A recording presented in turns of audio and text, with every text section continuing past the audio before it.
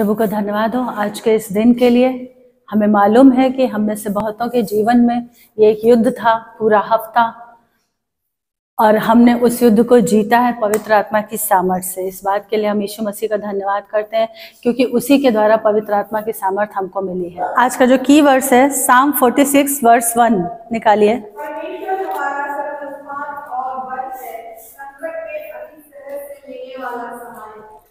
परमेश्वर यहोवा या प्रभु यीशु एक ही बात है, वो हमारा शरण स्थान और बल है, संकट में अति सहज से मिलने वाला सहायक है। ये जो वचन है ये जीवित वचन है, और ये हमारी लाइफ में, इसीलिए कहते हैं इनको खा लो। जैसे जानवर खूब सारा चारा खा लेता है, फिर बैठ के खाली टाइम में जुगाली करता है, निकाल निकाल के उसको पीसता है, उस रीति से हम वचनों को पढ़ लें बोल बोल के। इसलिए मैं कहती हूँ बोल बोल के बाइबल पढ़ो, ताकि तुम्हारे खुद के कानों को सुनाई दे और वो याद हो जाए। जितनी बार पढ़ते जाओगे साल दर साल वचन बोल बोल के जो पढ़ते गए वो याद हो जाएंगे। और जब कभी बैरी की ओर से, देखिए ऐसा तो है नहीं ईशो हमारी नाव में है तो आंधी ना चले या तूफान ना आए, पर किसी भी बात से तुम्हें कोई हानि नहीं होगी। गुजरात नर्सिंग की, जब हम कर्नाटक में थे वहाँ बहुत सारे शहरों से आती थी नर्सिंग की लड़कियां, तो गुजराती जो लड़कियां थी वो एक गीत गाती थी उस चर्च में, पहुंचोगे उस पार तुम सियोन के यात्री, लहरों को देखकर डरना नहीं, सागर को लहरों को जिसने बनाया वो है कश्ती में तेरी, लहरों को देखकर डरना नहीं। मुझे ये गीत बहुत अच्छा लगता था। सच में ये एक एश्योरेंस है वचन के जरिए हमारे जीवन के लिए। और जो आज का टॉपिक है वो ये है कि कई बार सिचुएशन या लोगों के जरिए कैसे बैरी ये छल चलता है कि आपको ये महसूस कराए कि शायद परमेश्वर तुम्हारे साथ नहीं है, या ऐसा कैसे हो रहा है या ये क्यों हो रहा है करके। वो सिचुएशन के जरिए आपके अंदर क्या करता है, अविश्वास का जंगली बीज बोने की कोशिश करता है, जो हमारे आश्चर्य कर्म को रोकता है। आमीन। अभी वेडनेसडे को पास्टर जी की अर्ली मॉर्निंग में ही वो ऑफिस के लिए तैयार हो रहे थे और एकदम से अचानक तबीयत खराब हुई, वर्टिगो का अटैक हुआ, सीवियर एसिडिटी अटैक हुआ, एंड बीपी एकदम लो चला गया, हाइपरटेंशन हो गया, और फिर घर में जो डॉक्टर बुलाए गए सलाइन वगैरह से नहीं कंट्रोल हुआ। फिर दोपहर तक उन्होंने बोला अब आप हॉस्पिटल लेके जाओ, तो हम हॉस्पिटल लेके भागे हड़बड़ी में। लेकिन मैंने ये देखा, जब मैं आ रही थी घर से ऑटो से इधर जयराम तक, तो मेरे मुंह से एक ही चीज, मैंने ये प्लान नहीं किया था, मेरे मुंह से सिर्फ निकला था धन्यवाद यीशु। उल्टियां इतनी हो रही थी, 15 उल्टियां, कि वो जो पॉट था वो मैं ऑटो में लेके आई थी कि अगर रास्ते में उल्टी करी तो कपड़े खराब हो जाएंगे। बट प्रभु का धन्यवाद हो, घर से लेके नासिक रोड तक बिल्कुल एक बार भी उल्टी नहीं है, और मैं सिर्फ एक ही बात बोलती आ रही थी, धन्यवाद यीशु, धन्यवाद यीशु, धन्यवाद यीशु। और जब बिटको सिग्नल से आगे बढ़े तो मैंने रियलाइज किया कि मैं क्या बोल रही हूँ। मैं धन्यवाद कर रही थी उस मुश्किल घड़ी में। वो कैसे हुआ? पवित्र आत्मा की सामर्थ के द्वारा, और वो वचन जो अंदर था कि चाहे जल की बड़ी बाढ़ आए पर वो तुझे डुबा नहीं सकेगी। आमीन। और चक्कर इतने ज्यादा आ रहे थे, एक दिन 1.5 दिन आईसीयू में रहे, फिर नॉर्मल रूम में शिफ्ट हुए, और अभी शाम को परसों डिस्चार्ज करा के लाए, और अभी भी प्रॉपर चलने में उनको थोड़ा सा है। लेकिन मुझे पता है कि हम जयवंत से बढ़कर हैं, हम जयवंत से बढ़कर है, ये हमें पता है। और उस वक्त इतना ज्यादा उल्टियां कर करके गला पूरा छिल गया था, आवाज ऐसी हो गई थी, क्योंकि हम ये प्लान कर रहे थे कि क्रिसमस पे अपनी चर्च का एक क्रिसमस सॉन्ग रिलीज करेंगे। सॉन्ग लिखा जा चुका था ऑलरेडी, पवित्र आत्मा की प्रेरणा से म्यूजिक रिकॉर्डिंग स्टूडियो बुक कर लिया था, बात हो गई थी, वो ट्यूनिंग तैयार, और उसी दिन उसका फोन आ रहा है कि मैम म्यूजिक रेडी हुआ है, आप लोग आइए रिकॉर्डिंग के लिए, पहले रिहर्सल करिए फिर फाइनल रिकॉर्डिंग होगी। और उसी दिन ये हुआ, तो हमने उसको बोला भैया रुक जाओ क्योंकि पास्टर की तबीयत ऐसी है। तो कहाँ हम क्या तैयारी कर रहे थे और शैतान को चीज नहीं भा रही थी। तो लेकिन हमें ये पता है, क्योंकि बहुत पहले जब पास्टर की टेस्टिमनी रिकॉर्ड हुई थी उस वक्त भी उनका सीवियर ऑपरेशन हुआ था, फिशर का हुआ था, और बहुत गहरा, क्योंकि मैं ड्रेसिंग करती थी डेली, बहुत लंबा कट लगा था अंदर तक। और हम ये समझ नहीं पा रहे थे कि एक तरफ सेवा का जो जिम्मेदारी दी गई है, ऊपर से ये कैसे। तो शैतान को वो लोग पसंद नहीं आता जो वचन में बिल्कुल मिलावट नहीं करते। ईमानदार और सच्चे लोग एक ईमानदार और सच्चे लोगों की सेना खड़ी करते हैं, और जब सच्चाई के साथ परमेश्वर का काम होगा तो शैतान को दुम दबा के भागने के सिवा कोई काम नहीं रहेगा। और उस वक्त दिल्ली से एक भाई आए थे, उन्होंने हमारी मतलब गवाही, हमारे एक दोस्त थे एयरफोर्स के, सब ऐसे सुन रखा था, तो वो रिकॉर्ड करने आए थे। उनका काफी बड़ा चैनल है, अराउंड 80 कितने, आई थिंक 1 लाख से ऊपर उनके सब्सक्राइबर हैं, ABN करके कुछ है चैनल, तो उसके लिए वो आए थे और वो कॉल कर रहे थे बार बार। तो पास्टर ने बोला कि अच्छा कैसे गाड़ी चलाऊं, क्या करूं, पर फिर किसी तरह से वो अपने किसी रिलेटिव के यहाँ रुके हुए थे, उन्होंने वहां बुलाया कि आप आ जाइए। तो वहां रिकॉर्ड करने गए, जितनी देर पास्टर ने बोला है अपनी टेस्टिमनी, उतनी देर पूरा नीचे उनका खून से पूरा कॉटन सब लगी हुई थी, पूरा खून से, इतने दर्द में बैठ के। और वो गवाही जो सच्ची गवाही थी, उसने 1 मिलियन प्लस व्यूज क्रॉस किए। लोगों के जीवनों में उस गवाही ने इतना इम्पैक्ट डाला। तो जब हम अपने कष्टों को, अपनी जिंदगी की जो रुकावटें हैं, उनको पीछे करके प्रभु का काम करते हैं, तो परमेश्वर उस काम पे आशीष देता है। और मैंने इनको बोला, मैंने कहा देखना ये अपना क्रिसमस सॉन्ग भी जब रिलीज होगा अपनी चर्च का, तो ये भी more than 1 million views cross करेगा, क्योंकि उस तक। और आज आप देख रहे, मैं बार बार इनको बोली थी बैठ जाओ, वो वर्शिप में बैठ ही नहीं रहे थे। तो मुझे लग रहा था इतनी देर से आप ऐसे पकड़ के खड़े हो, बट परमेश्वर का धन्यवाद हो कि उसने हमारे इतने से विश्वास का भी सम्मान किया। उस पूरे टाइम में हमें कहीं से कोई तकलीफ या कुछ ऐसा, ये तो था भाई, जब अपना कोई प्रिय व्यक्ति इस कंडीशन में है तो हमें ये लग रहा था कि भाई कैसे क्या करें, बट वो टाइम पे सब कुछ हो रहा था, कुछ चीजें रुकावट की जैसी लग रही थी, जैसे पेमेंट के समय, इसके समय, उसके समय, बट कहीं ना कहीं से परमेश्वर ने ऐसी मदद करी कि वो सारे चैनल्स खुलते गए। और पास्टर को घर जाने की इतनी जल्दी थी, वो कहते नहीं बस मुझे यहाँ से छोड़ दो, मैं प्रभु के भवन में जाऊंगा संडे, मैं बिल्कुल भला चंगा हो जाऊंगा, मैं इस हॉस्पिटल के बेड पे चंगा नहीं रहूंगा, मुझे बस डिस्चार्ज दे दो। ऐसे भाग रहे थे, वो नर्स हंस रही थी, कह रही सर आप सुई लगा के ही चले जाओगे क्या? तो कह रहे नहीं बस मुझे जाने दो। और उनको था कि बस मैं कैसे भी करके संडे अपने पिता के भवन में रहूं, और परमेश्वर ने उस इच्छा का सम्मान किया। क्योंकि इसलिए बता रही हूँ कि जब तकलीफ आती है तो हमें ये करना नहीं है कि हम उस तकलीफ को पकड़ के घर बैठ जाएं।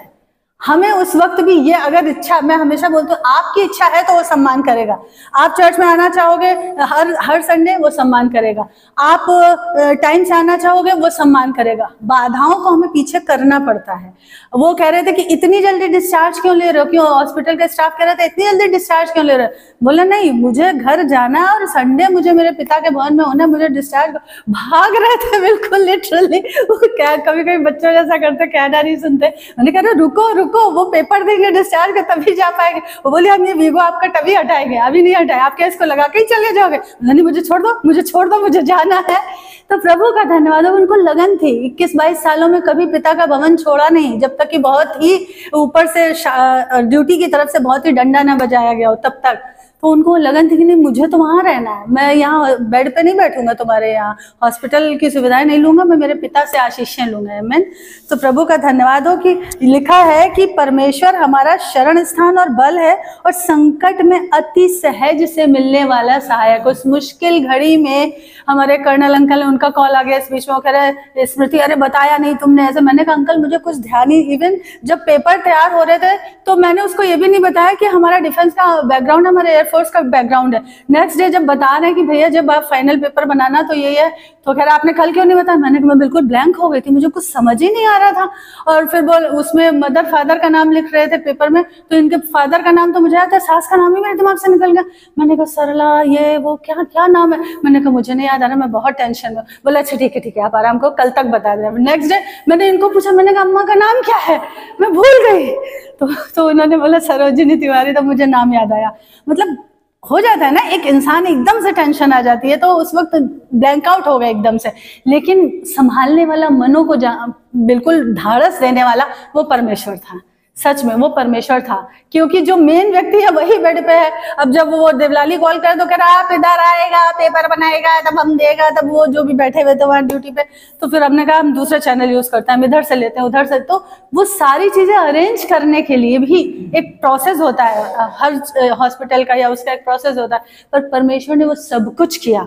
इसके लिए यीशु का धन्यवाद हो। उधर से बैंक वालों के फोन आ रहे थे, अब इनको यही समझाया जा रहा है कि बैंक तुम्हारे घर की नहीं है भैया। एक होते हैं जो बिल्कुल ही काम नहीं करते हैं, डंडे मारो तो भी नहीं, एक होते डंडे मारो तो कर देते हैं, एक होते डंडे मारो तो भी वो काम नहीं करते, वो एक निठल्लेपन का स्पिरिट होता है। एक ये भी स्पिरिट होता है वर्कोहॉलिक। अब इनको सब यही समझा रहे हैं कि भैया छोड़ दो, बैंक तुम्हारे घर की नहीं है, उसकी जिम्मेदारी छोड़ो। उसने एक आप सुबह से 9:30 से शाम के 7:30 तक ऑन कंप्यूटर रहते हो, ऊपर से कस्टमर दिमाग खाते हैं।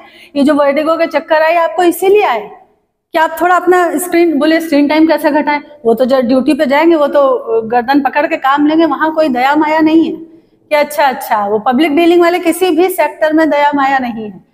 जो नॉर्मल ऑफिसेज होते हैं वहां तो फिर भी थोड़ा आपको छूट मिल जाएगी, किसी पब्लिक डीलिंग में आप जाओगे भी ना और वो बीएम फोन पे फोन कर, मैंने सर माफ करो वो आईसीयू में एडमिट है और हमने इनका फोन ही एयरलाइन मोड पे डाल दिया। मैंने कहा कोई फोन किसी कस्टमर का, किसी बीएम का कुछ फोन मत उठाओ, जब सीधे मेडिकल मिले वो सीधे मेडिकल तुम डालो। तो वर्कोहॉलिक होना भी एक प्रॉब्लम है। इनको ये समझाया जा रहा है कि थोड़ा काम कम करो, थोड़ा रिलैक्स करो, थोड़ा ले लो छुट्टी, कुछ नहीं जाता छुट्टी लेने में। तो हमें लाइफ में बैलेंस भी बनाना है, वो भी एक जरूरी चीज है। पर आज का जो हमारा टॉपिक है वो है विश्वास। तो कई बार ऐसी सिचुएशन लाने की कोशिश करता है शैतान कि आपका विश्वास को आप बहुत मजबूती से बढ़ रहे हो, आप खूब दूसरों के लिए प्रेयर कर रहे हो, दूसरों को उभार रहे हो, उनको बता रहे हो कि ऐसे करो ऐसे करो। आप दूसरों के जीवन में जब बीच में खड़े हो गैप में तो बोलता अच्छा ये बहुत ज्यादा दूसरों को उत्साह दे रहा है, इसी को थोड़ा सा हिलाता हूं। तब बाकी लोग अपने, वो यीशु के लिए भी तो ये बोला मैं चरवाहे को मारूंगा भेड़ें तितर बितर होंगी। पर प्रभु का धन्यवाद हो कि यीशु ने अपने द्वारा सब कुछ स्थापित कर दिया है। ना हम डिगते हैं अब, ना हमारे लोग डिगते हैं। आमेन। उसने हमको विश्वास के आत्मा में स्थिर होने का वरदान दिया है, इसके लिए प्रभु का धन्यवाद हो। और हमें लग रहा था कि कैसे क्या होगा, क्योंकि आवाज बिल्कुल इनकी वैसी हो गई थी। और प्रभु का धन्यवाद हो कि पूरे टाइम जितने लोग वर्शिप में मौजूद थे आपने देखा कि उन्होंने बहुत अच्छे से पूरी वर्शिप उन्होंने ही लीड कराई। मैंने बोला आप बस चुपचाप बैठे रहना, एकदम धीमा धीमा गाना, तो उन्होंने पूरा सुर में गाया। तो इसके लिए प्रभु का धन्यवाद हो कि हाँ सच में परमेश्वर ही है जो सामर्थ्य देता है। मैं रोमियो 4:23 और 24। और यह वचन कि विश्वास उसके लिए धार्मिकता गिना गया, न केवल उसी के लिए लिखा गया वरन हमारे लिए भी, जिनके लिए विश्वास धार्मिकता गिना जाएगा, अर्थात हमारे लिए जो उस पर विश्वास करते हैं जिसने हमारे प्रभु यीशु को मरे हुओं में से जिलाया। आमीन। ये सब कुछ पूरी बाइबल का एक ही आधार है, विश्वास। ये सब कुछ जो है हमारे लिए तब धार्मिकता गिना जाता है जब हम विश्वास करते हैं, वचन पे विश्वास करते हैं, उसकी कही हुई प्रतिज्ञाओं पे विश्वास करते हैं। हमारे आंसुओं से प्रभु नहीं पिघलता, वो हमारे विश्वास से हिलता है। इसका मतलब ये नहीं है कि अगर हम तकलीफ या कष्ट में आंसू बहा रहे हैं तो गलत हो गया, नहीं। पर जब उस मुसीबत में या मुश्किल घड़ी में भी वो हमको विश्वास में खड़ा देखता है, तब वो कहता है हाँ ये मेरा धर्मी जन है, इससे मैं छुड़ाऊंगा, क्योंकि ये मुझ पे अटूट विश्वास करता है। हम कहते हैं ना we live by faith not by sight. तो जब सिचुएशन आती है तब इस वचन की सच्ची परख होती है कि क्या सिचुएशन को देख के हम बोल रहे हैं, क्योंकि जो महसूस होता है वो नहीं, पर जो वचन में लिखा है वो हमें अडिग रखता है, वो हमें स्टेबल रखता है। आमीन। और इसीलिए जो यीशु थे वो भी यही करते थे, बाद में उनके जो चेले थे पतरस वगैरह, उन्होंने भी यही पैटर्न को फॉलो किया था। प्रेरितों के काम उसके 9:40वें वचन में, एक्ट्स 9:40, वहां पर जब शाऊल का हृदय परिवर्तन हो रहा था, उसकी सेवकाई शुरू हो रही थी और पतरस की सेवा शुरू हो चुकी थी। पिंतेकुस्त के दिन आत्मा आ चुका था, पवित्र आत्मा का अभिषेक आ चुका था। एक स्त्री थी तबीता नाम की, वो स्टोरी है यहाँ पर, एक्ट्स चैप्टर 9:40। उसमें ऐसा लिखा हुआ है कि पतरस ने सबको बाहर कर दिया, सबको बाहर कर दिया।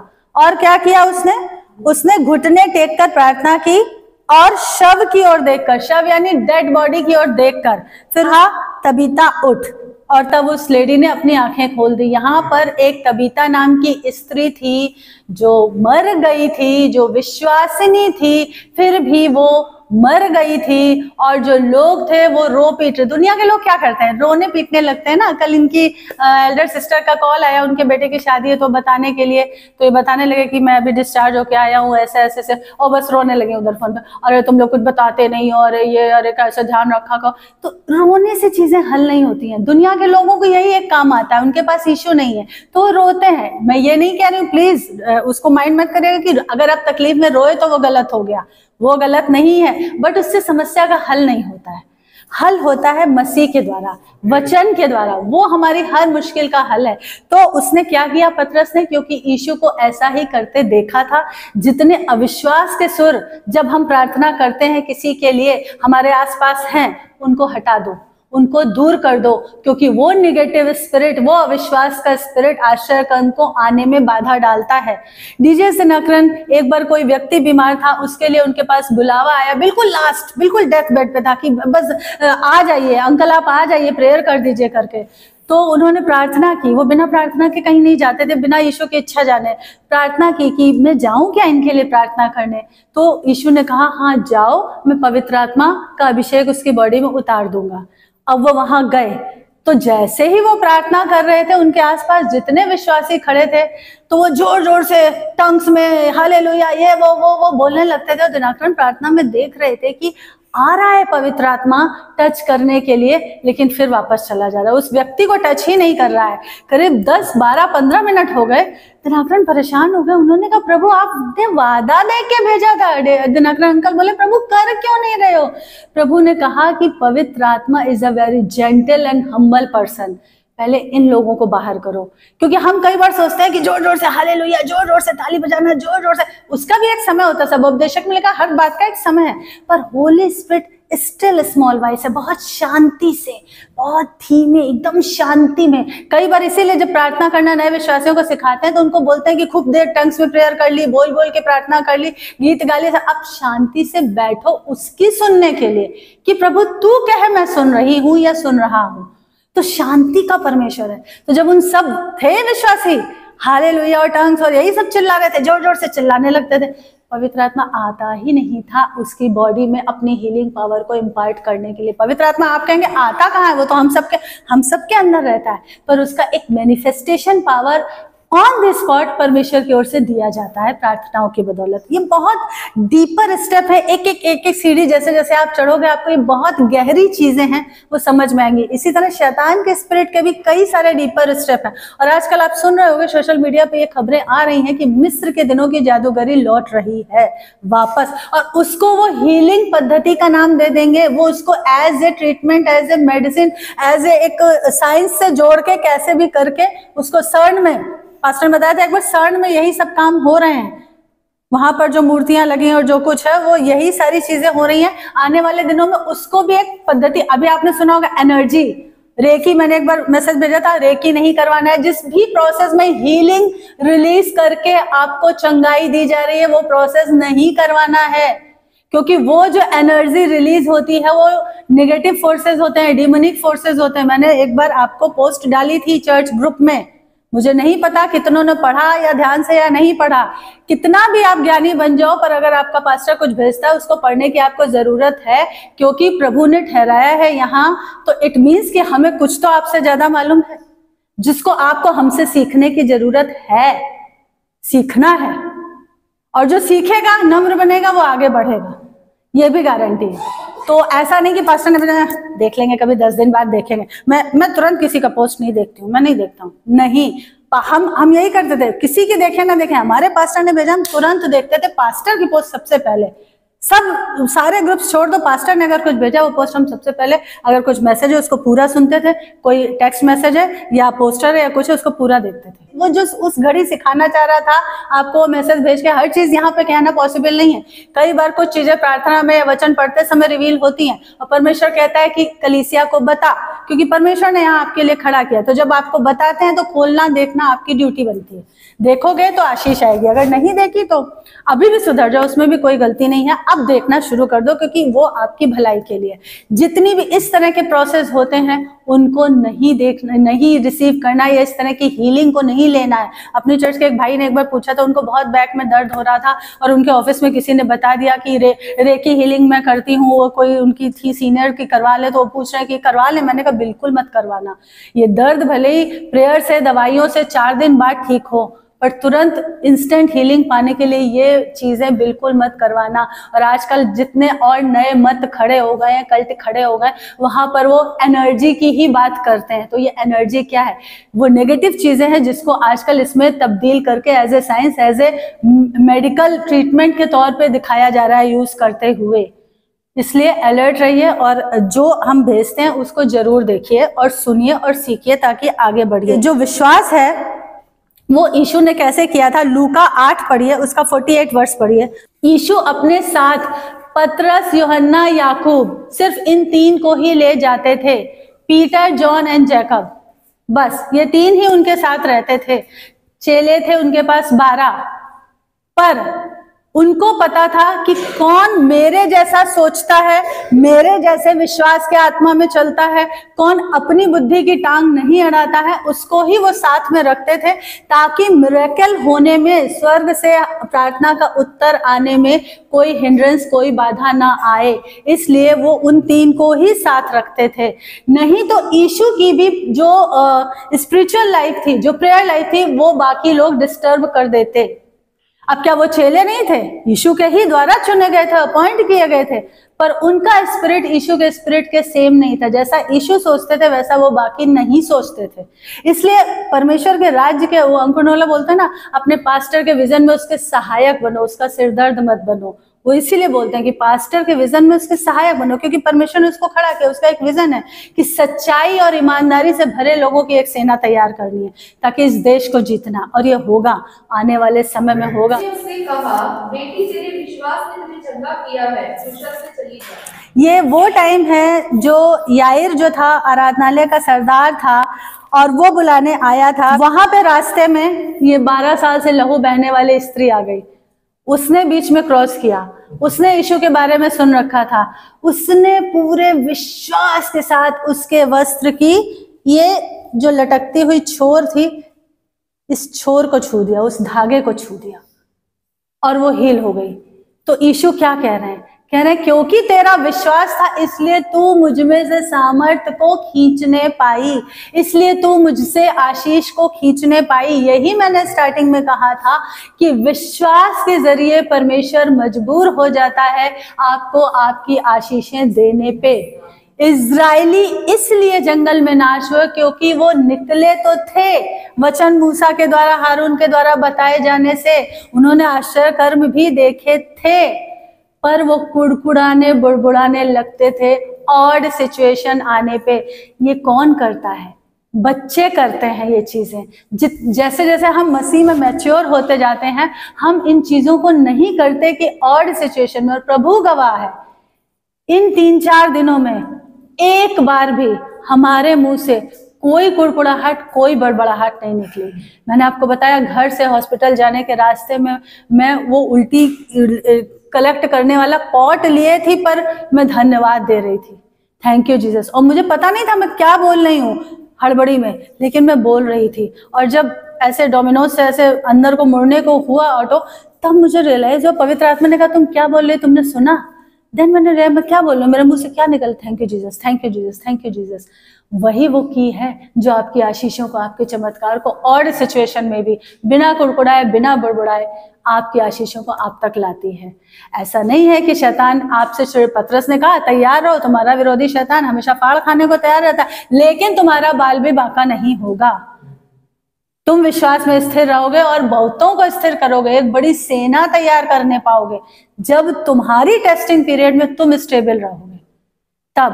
और ये कब होगा? जब हमारा पूर्ण समर्पण होगा और हमारे अंदर विश्वास मजबूत होगा कि नहीं, जो होगा मेरे यीशु से ही होगा, कुछ और किसी से नहीं होगा। डॉक्टर और दवाएं भी यीशु की बदौलत असर करेंगी, मनुष्यों का फेवर भी यीशु की बदौलत मिलेगा। आमीन। दुनिया की मदद ठीक है मिलती है, बहुत अच्छी बात है, लेकिन ऑन द स्पॉट उस वक्त नहीं मिल रही है। हड़बड़ी में जब आप भाग रहे हो, किसी को नहीं कॉल कर रहे हो, कुछ नहीं पूछ रहे हो, आजू बाजू भी कुछ नहीं बोल रहे हो, उस वक्त परमेश्वर और उसके स्वर्गदूतों की सेना आपको घेरे रहती है, क्योंकि वो देखता है कि मेरा भरोसा, इसका भरोसा मुझ पर है, तो पूरा स्वर्ग लेके उतर आता है फिर आपकी मदद के लिए। आमीन। अब यहाँ पे इस लेडी ने पूरे विश्वास से छुआ और चंगी हो गई। ठीक है, अभी इसके आगे का वचन पढ़िए, 49, 50, 51। वह यह कह ही रहा था कि किसी ने आराधनालय के सरदार के यहाँ से आकर कहा, तेरी बेटी मर गई, गुरु को दुख न दे। यीशु ने सुनकर उसे उत्तर दिया, मत डर, केवल विश्वास रख तो वह बच जाएगी। घर में आकर उसने पतरस और यूहन्ना और याकूब और लड़की के माता पिता को छोड़ और किसी को अपने साथ भीतर आने न दिया। देखो, मैकेनिकल फेथ की बात मैं यहाँ नहीं कर रही हूँ। जैसे एक हमने बहुत पहले सुना था कहीं कि कुछ विश्वासी 2-3 लड़कियां थी और किसी पहाड़ी इलाके से जहाँ पे बहुत बड़ी नदी पड़ती थी, उफनती थी, बारिश के दिनों में वो भर जाती थी, तो उसके पार जाने की भी जगह नहीं रहती थी। और उन लड़कियों ने तीनों ने ये कहा कि पतरस पानी पे चला था, हम भी यीशु के नाम से पानी पे चलेंगे। वो है मैकेनिकल फेथ, उसको नहीं करना है। जब तक वहां से स्वर्ग से कमांड ना मिले मत करो। कमांड स्वर्ग से मिला हुआ है, और सिचुएशन में भी भरोसा रखो। ये नहीं कहा गया कि और सिचुएशन में भी बेवकूफी वाले काम करो। वो तीनों गई उस नदी में और डूब के मर गई। नेक्स्ट डे न्यूज़पेपर में क्या, लोग तो शैतान के लोग तो मौका देखते हैं, इनके यीशु ने इनको मार डाला, ऐसी हेडलाइन आई। परमेश्वर को पतरस ने कहा, पतरस ने पूछा था, प्रभु मुझे आज्ञा दे आने की। यीशु ने कहा आ, तब वो आया। वो मैकेनिकल फेथ हो गया, जिसमें कहीं भी ना वचन इस्तेमाल किया गया, ना परमेश्वर की दी हुई बुद्धि इस्तेमाल की गई। वो गलत है। बट यहाँ पे जब वो कह रहे हैं तेरी बेटी मर गई है, यीशु फिर भी कह रहा है मत डर, विश्वास रख। दुनिया की नेगेटिव खबरें, मेडिकल के नेगेटिव रिपोर्ट, उन चीजों पे भरोसा मत कर, केवल विश्वास रख। यीशु ने उन नेगेटिव सूचनाओं को बिल्कुल भी बाईपास कर दिया, बिल्कुल भी इग्नोर कर दिया, सुना ही नहीं। उसने कहा विश्वास रख। और क्या किया उसने, अंदर जाकर किसको किसको अंदर रहने दिया, लड़की के माता पिता, खुद यीशु, पतरस, यूहन्ना, याकूब। ये 3 ही थे जो यीशु के विजन में सहायक थे, जो यीशु के जैसा सोचते थे, यीशु का कमांड मानते थे, उसमें कोई 3-5 क्रॉस क्वेश्चन नहीं करते थे। एक बार एक चर्च के पास्टर बता रहे थे कि मैंने बोला, कोई नए लोग आए थे कि ठीक है ये गिटार सीखना है, कीबोर्ड सीखना है, ठीक है प्रैक्टिस के लिए मैं 5 बजे आऊंगा, आप चर्च में 4 बजे से आ जाना। उन्होंने सीधा क्रॉस, तो आप 5 बजे आओगे तो हम 4 बजे से आके क्या करें? पास्टर ने कहा यहीं से समझ में आ गया कि इसको सीखना नहीं, इसको सीखना नहीं है, इसको अपनी 3-5 चलानी है कि जब आप 1 घंटा बाद आओगे तो हम आके करें क्या? एज इट इज फॉलो करो, बिना अपना दिमाग लगाए। ये 3 ही थे जो फॉलो कर रहे थे, इसलिए हमेशा यीशु के साथ इवन ट्रांसफिगरेशन माउंट पे, रूपांतरण के पहाड़ पे भी ये तीनों एलिया और मूसा को देखने पाए। ये 3 ही थे जो हमेशा यीशु के इनर सर्कल में रहते थे, क्योंकि उसके विजन में बराबर उसके एंगल से सोचते थे, उसकी ही स्पिरिट में चलते थे, उसका ही कहना मानते थे, यीशु का। आमीन। और इन तीनों को अंदर रखा, माँ बाप को तो रखना जरूरी ही था, तब मिरेकल हुआ। अगर वो सब रोने वाली रुदालियां, वो जो उस समय बुलाए जाते थे ना, रोने के लिए लोग बुलाए जाते थे, तो वो सब जो वहां रहते, आश्चर्यकर्म नहीं होता। एक जगह बाइबल में लिखा है कि यीशु उस नगर में गया और उनके अविश्वास के कारण वो वहां आश्चर्यकर्म ही नहीं कर पाया। नेगेटिव स्पिरिट जो अविश्वास का होता है, वो आश्चर्यकर्मों को रोकता है। कभी भी जिन चीजों के लिए आप प्रार्थना कर रहे हो, सपोज किसी के साल्वेशन की कर रहे हो, हीलिंग की कर रहे हो, या कुछ फाइनेंशियल कर रहे हो, उसके बारे में डाउट मत लाओ। अगर डाउट लाओगे तो वो नकारात्मक, जैसे ये दुनिया के लोग एनर्जी बोलते हैं ना, एनर्जी नहीं है, वो स्पिरिट है, नेगेटिव स्पिरिट है जो उस आश्चर्य कर्म को रोकेगा। दानियल 10 के में लिखा है ना, डैनियल चैप्टर 10 में, कि पहले ही दिन जिस दिन तूने प्रार्थना की, स्वर्गदूत उत्तर लेके चल पड़े, लेकिन नकारात्मक शक्तियां बीच में रोके रही उस उत्तर को। आत्मिक जगत में युद्ध शुरू हो जाता है जो हमें अपनी इन आंखों से नहीं दिखता। इसीलिए एलीशा ने अपने सेवक गेहजी के लिए कहा था कि जब कहता अरे सारे अरामी सेना घेरे घेरे घेरे, एलीशा ने प्रार्थना की, प्रभु इसकी आत्मिक आंखें खोल दे ताकि ये देख सके कि उन अरामियों के पीछे कौन खड़ा है। अग्नि में घोड़ों और रथों का पूरा काफिला खड़ा है मेरे यहोवा का। वो आत्मिक आंखें जब खुलती तब हमें वो दिखते हैं। मैंने देखा है लिटरली, बिदर में एक ऐसा केस हुआ था, मैंने देखा था जब घर पे मैं बैठ के प्रेयर करी थी, वो लेडी कि जो अंधकार की शक्तियां थी, उसका घर दूर था मेरे घर से, उसका क्वार्टर दूसरे विंग में था, मेरा क्वार्टर दूसरे विंग में था, और मैंने देखा है उस अंधकार की शक्ति और हमारे प्रकाश के दूतों के युद्ध को। मैंने कहा प्रभु मेरी आंखें खोलो, मैं देखूं तो प्रार्थना का उत्तर कहाँ तक पहुंचा। वहां पे उस समय युद्ध ही हो रहा था, विच मीन्स होली स्पिरिट जो था वो मुझे बताना चाह रहा था कि कंटिन्यू प्रेयर करो, निरंतर। लूका 18:1 में लिखा निरंतर की प्रार्थना, बिना रुके प्रार्थना, जब तक उत्तर ना आए। आइज़ाया 62 कहता है, हे यहोवा को स्मरण दिलाने वालों, चुप ना रहो जब तक कि वो तुम्हारी प्रार्थना का उत्तर ना दे दे।